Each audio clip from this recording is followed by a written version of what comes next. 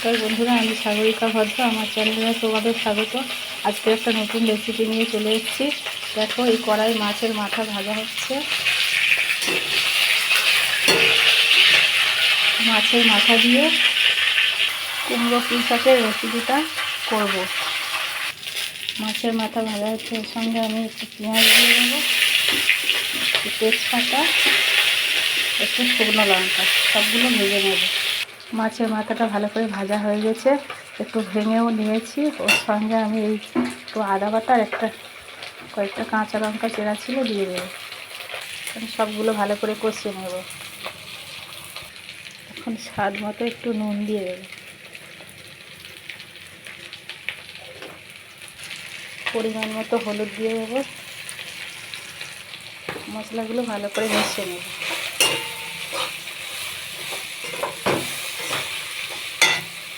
এখন পুঁই শাক, কুমড়ো আর আলু দিয়ে দেবো।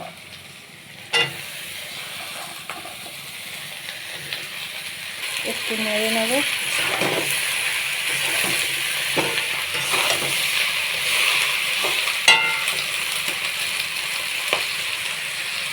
আবার দিয়ে দেবো।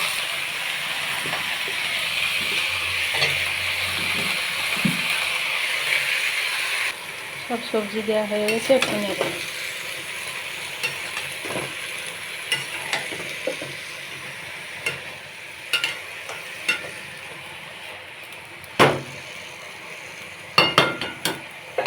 একটু ঢেকে দেবো।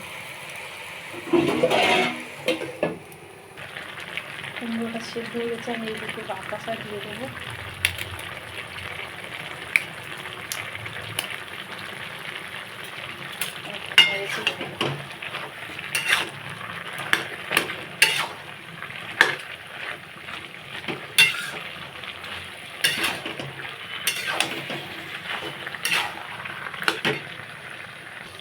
মাছের মাথা দিয়ে কুমড়ো পুঁই শাকের তরকারিটা আমার রেডি হয়ে গেছে।